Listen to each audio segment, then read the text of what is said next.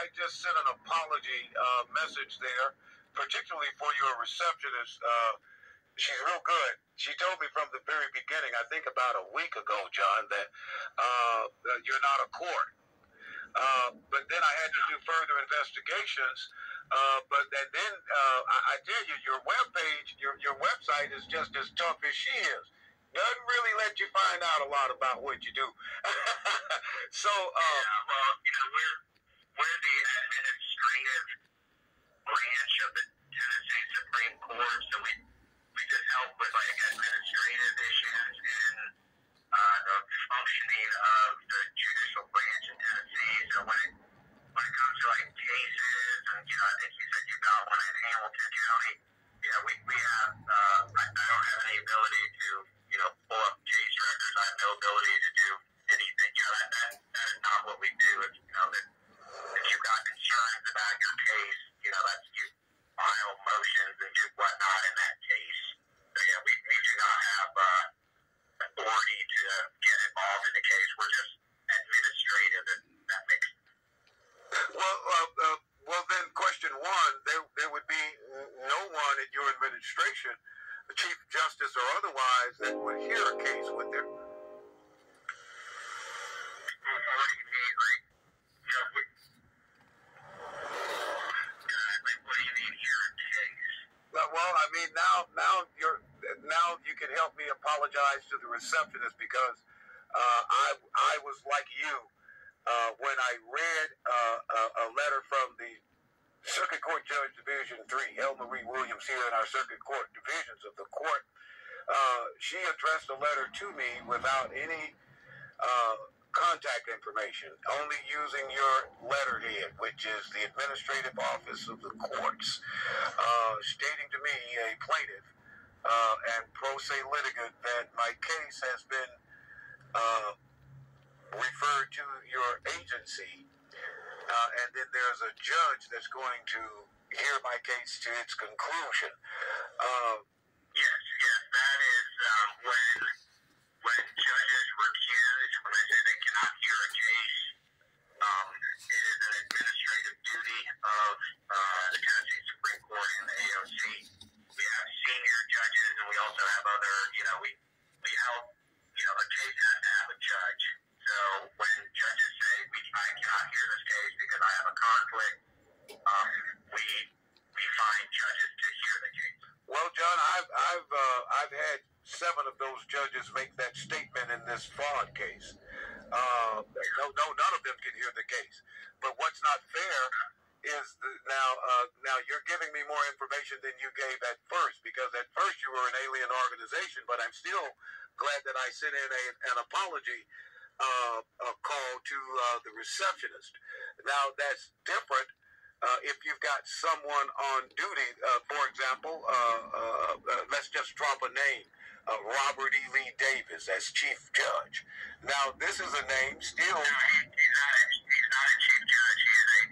They're called senior judges, and there's 3 of them in Tennessee, and they, by statute, they are able to hear cases around the state of Tennessee for cases such as yours that all the judges in the county or the judicial district have recused. So they're kind of judges to help when we can't find a judge in a surrounding county or something. They're called senior judges. They're the same as any other judge, but they're created by statute. So there's 3 senior judges. They're not in our office or anything like that. They are judges, but again, the administrative function of the AOC is to get judges assigned to cases. If you do not like that judge, you would then, like you have before, it would be like a motion for recusal if you don't think you can get a fair hearing, and then the judge himself will decide on that. And if you well, the thing is, if I can interject, there's already been a hearing in my cause by motion of the defendant. We've got fraud on the court. I'm not looking for a new judge, a substitute judge, but I'm looking at chief judge here. I'm looking at that on one sheet. Let's see. Hereby designate and assigns the Honorable Robert E. Lee Davies to hear the above style case to its conclusion, including any post-trial matters. Now, that's completely different from what you said. You don't hear cases. You're not a court. And because our office, that's just a judge who's been assigned to hear your case. Well, I couldn't get the judges here to hear my case, and I wasn't a part of, and I'm referencing what you said if I don't like the judge. Well, I've never been before in the court of any of these judges, and I've already had a defendant before the court in front of a judge without my being present. You got fraud on the court here. I'm not looking to... So I understand that, but that's nothing our office. I mean, I understand that the allegations you're making and whatnot. But oh no, these are not allegations. I'm not alleging through the traditional channels of a judge in court. And like what the trial court does, you appeal it. Wait a minute. I had an 18-wheeler go by. John, I hate to do this to you, but I had an 18-wheeler go by just as you were explaining that. Could you, please, sir, could you repeat that? I couldn't hear you. Okay, if you have concerns about your specific case with what the judges have done or what they haven't, or if you feel the defendant's done something, that all is handled within the case. The AOC has no ability to get into the case, and we're not judges here at the AOC.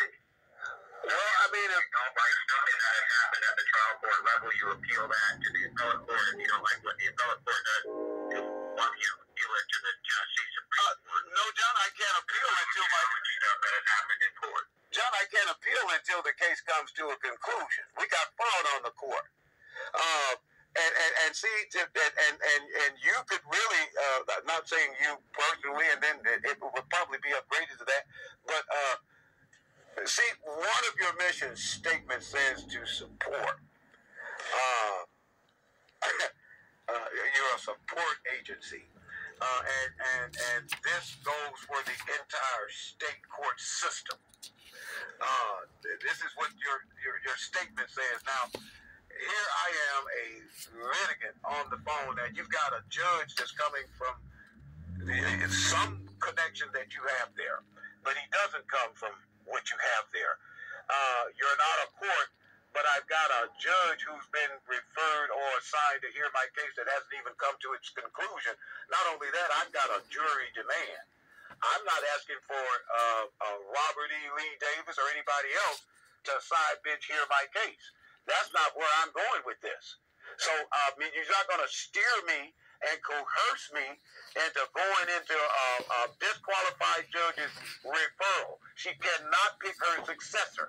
And doing this is that. He can't. How does the chief... It says... not select her successor. It comes to... How does it come there without them... I'm just getting confused of what do you need from our office? My money, if it comes from your office, for winning this cause. We have no ability to make any decisions when it comes to your case like that. Well, what I'm going to have to do is to get a fresh cup of coffee, and I don't even drink coffee.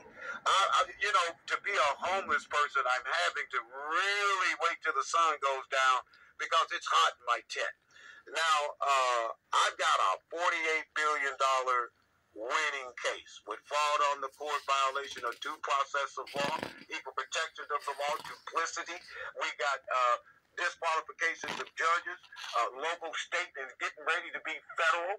And then I've got you on the phone after a week of this lady, this judge, telling me that she's referring my case after talking to the defendant in my case. And in fact, we haven't even addressed how she and the defendant got there May the 18th, having a side bench hearing in my case, and I'm not there because I'm socially quarantining because of the virus. Again, those are all concerns you would raise with the court. But you're just not calling the right. You're not. I understand your concern, but the AOC cannot help you. Well, then why did she refer me to you? Why is my case there? She didn't refer you to us Okay, Referred to us for the administrative function of the Chief Justice of the Supreme Court, assigning a new judge to hear it because all the judges in the 11th Judicial District recused. I understand that, but she has had a hearing before that and made a decision in my cause before that. There is nothing we can do about whether there's been a hearing before, whether you were there, you weren't there, and that has to be raised with the new judge.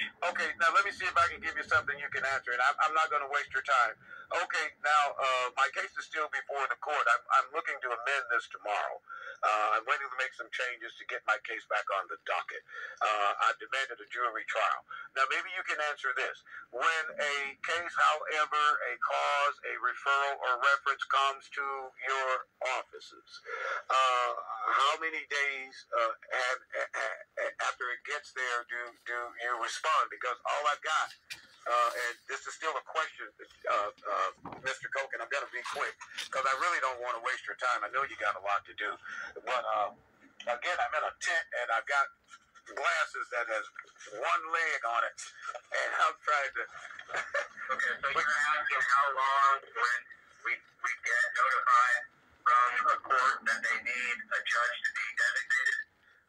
Yeah, but I've got this. There is no specific time period. We try to do it as fast as we can. Okay, now what does that mean? In a year's time, 6 months, a 10-year period? There's no limitation on how long it takes. This is not the United States Supreme Court. I know there's by rule or statute, there's no time frame, but again, each request is different in trying to find judges to hear it. Sometimes it takes a day, sometimes it takes a month. Well, I tell you, none of the defendants were able to get anybody to represent them. Not one of the defendants in my cause, and I got over 150. Some have even tried to come in proceeding pro se. But we're going to have to amend this and get you all, whether you are a court or your judges.